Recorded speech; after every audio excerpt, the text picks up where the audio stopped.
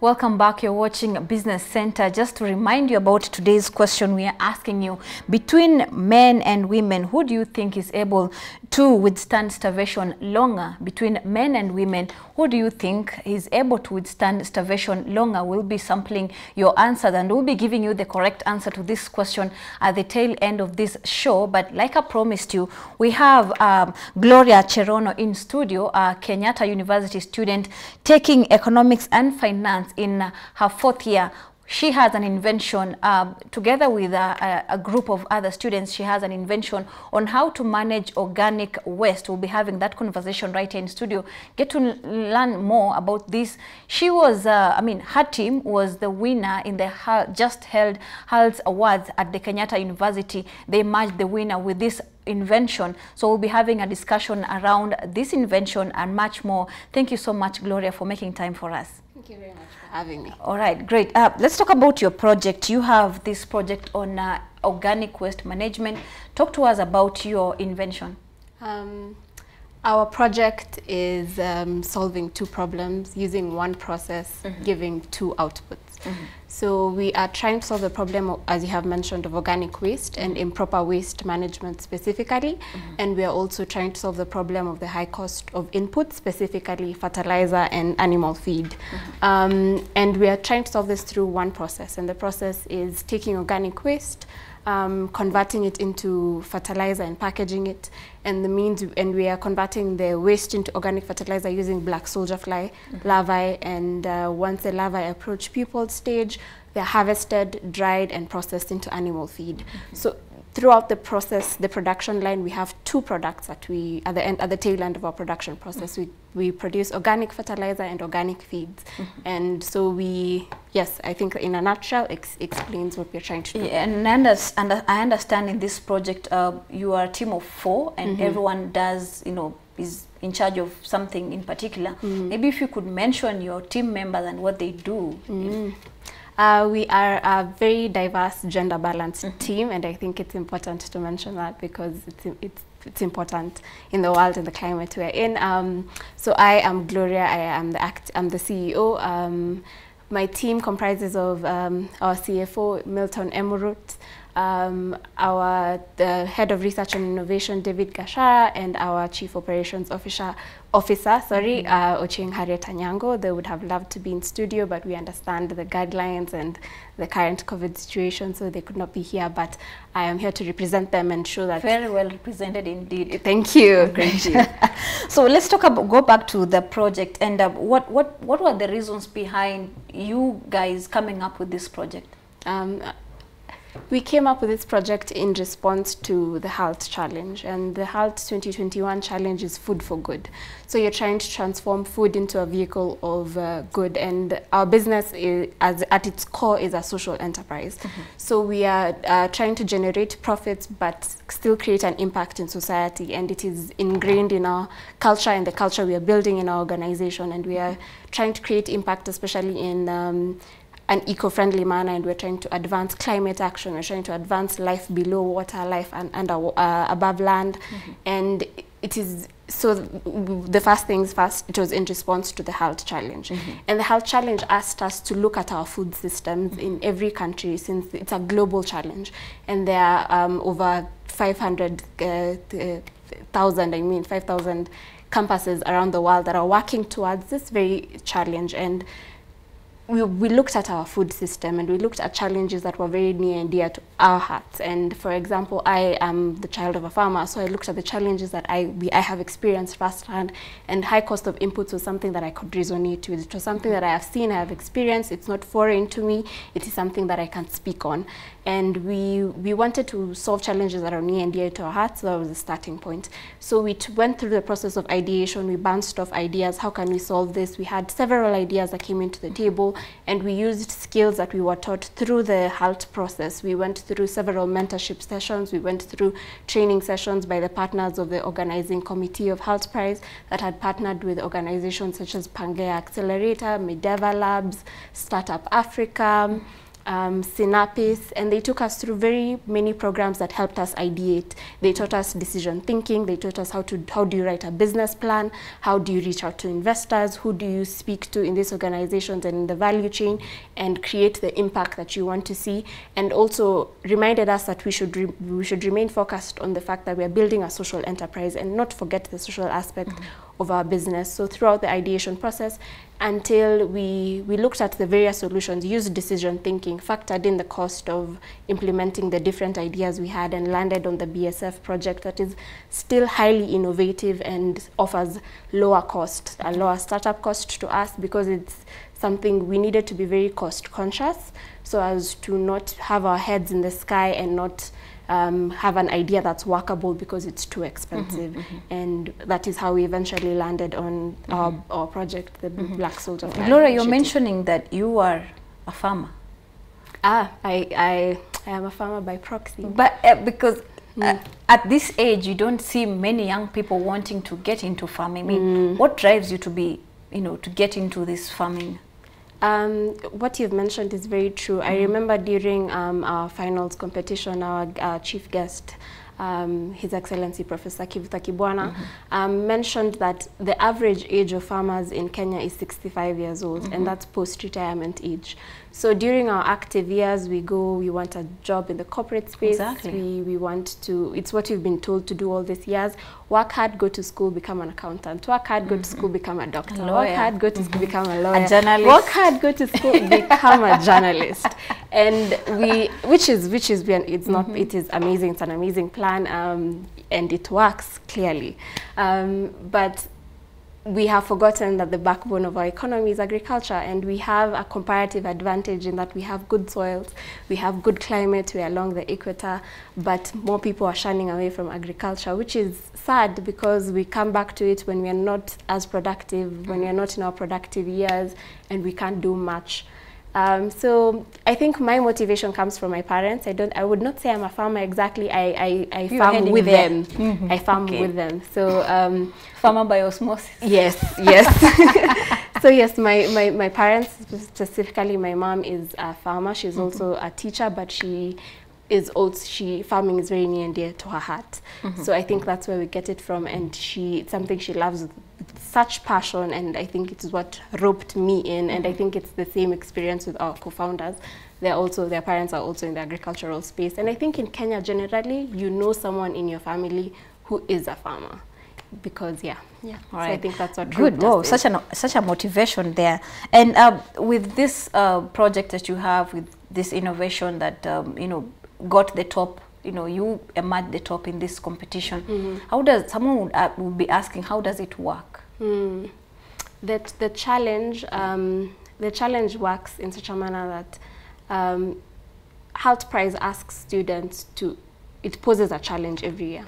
And like I mentioned, this year the challenge is food for good. So build a food system that does good in the society. And they pose this challenge to students because they feel students are innovators. And like we know, many startups and many giant organizations were built in dorm rooms, for example, Facebook, for example, Microsoft. Like we know very many people who have innovated in this space and in university. And I think Hult Prize works in such a manner that it gives students a risk-free environment to dream and to ideate, because entrepreneurship is risky, especially, for example, in our country this year, so many businesses and so many startups closed because of the economic recession as a result of the pandemic. And business is very risky, so many of us look to corporate jobs rather than creating jobs, because we feel as if it offers some safety. And Hult Prize takes away that risk and tells you, come up with an idea, just dream. We will give you resources, we will help facilitate your training, we will help do these things, dream. And I think it's very important that organizations like that give young people a platform, because many a times we say bring young people to the conversation without actually creating action points to bring young people there. What do young people need to be at the table? Because sometimes you can't even afford to be at the table. So it creates a direct line for us to get to the table and to say this is what we have, and they listen, which is very important. I think is very important. Listen to what young people are saying. Listen to what they are trying to do. They are not always right, and we know that they are not always right, but you could guide them through the process and help them learn and help them do these things. And I think that's what I love about the beauty of this challenge. It just gives a young people space to dream and create ideas that can solve everyday's problems. So with this, your idea of solving the organic waste management problem. So if I want to buy your idea, or rather invest in your idea from start, if you could take us through the stages, you know, now I have my organic waste, how do I get it to make fertilizer? You could come to us. You could come to us, and we would be willing to buy your organic waste. But I think you're asking in terms of a small-scale farmer. Exactly. I think for small-scale farmers, it's similar to the mechanisms we currently have, such as composting, biodigesters. Yeah, it's similar in that manner. Just take your organic waste. If you can get access to the flies, you could speak to. Sometimes the flies are readily, the larvae I mean, are readily available. You could find them, you could hunt for them, which seems challenging, or you could reach out to organizations such as ICIPE that have the flies. So for you, for this idea, you get the flies from somewhere. For our idea, we are in talks with ICIPE, who we are hoping will provide us with the flies on once we start our pilot. Our pilot is beginning in January. So right now we are laying the groundwork. We are setting up the structures. We are buying the equipment. We are preparing for production to start in January. So right now we're in talks with ICIPE, who could provide us with that, rather than, you know, going to find the flies. Plus ICIPE assures that the flies are healthy and in good state, and we could, we can derive from that. So I think the whole process from collection to production to distribution is we get the organic waste from markets. And initially we did a market survey, and we found out, we spoke to retailers, both large scale and small scale, organized and in the informal sector. And they have a big issue, because sometimes, from what we gathered, a quarter to 3/4 of their stock ends up as waste.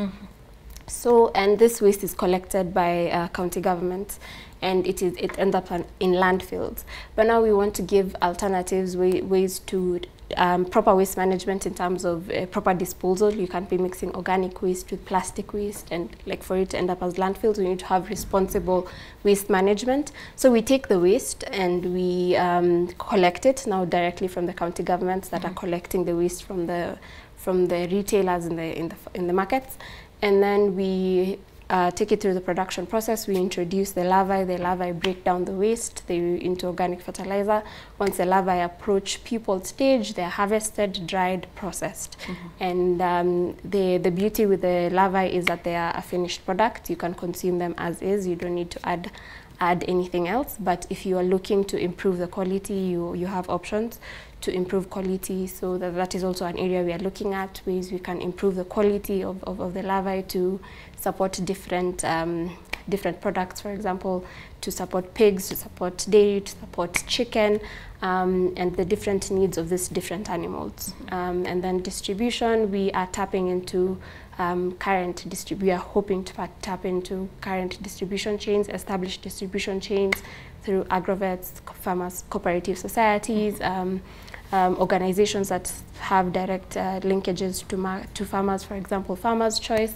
And we are in talks with, we are hoping to establish talks with all these people and get our product to market, because it's important for us as a business to make sales, and it is important for us as a business to get to the farmers, because this was our goal at the beginning. Our goal is very farmer oriented. We want to make sure they have the best produce, the best product. Great. And when you say you're going into piloting, the pilot phase in January, do you have any people already you're planning to go to, and what made you choose that particular area or that region? We are thinking of setting up in KU because it's we are in school there. It will be easy for us to, we are still students, it will be easy for us to manage our academic lives at the same time, run the startup, so it will be ease of access. And also because KU is very supportive to young businesses through the Innovation Center at Chandaria. Also Chandaria itself is very supportive to young businesses, and we are grateful that they are giving students platforms to be students and also innovators and entrepreneurs. So that's one. Also in terms of sourcing our materials, we are looking to source locally. That's very important for us. So we are looking, right now we are currently looking at people who can build the equipment we need, and we really want to support the Juakali sector and support entrepreneurs, and that's in the informal sector, who can build this for us. And so those are the current things we are looking at before we go into production. And then once we go into we start production, for example, I've mentioned Isipe, who could provide us with the larvae, and once we go into distribution, that the people I had spoken about who would help us to get our product to market. All right, great. And with this great idea, what's your budget? Because from the entire chain of production up to the end where we see now this product in the market, what's your approximate budget? I think I'll give a yearly budget, because our budget will vary from month to month as we buy equipment. So there's the things we'll need, for example, like the capital, the fixed costs we'll need for in terms of processing. But we estimate that our ceiling budget, like our ceiling amount this year, will be 1.5 million. And I know that sounds on the higher side, but that has factored in. It's doable. Yes. Sure. Yes. The more I interact with people, the more they say that. I think when you realize as a student, you think that amount is huge.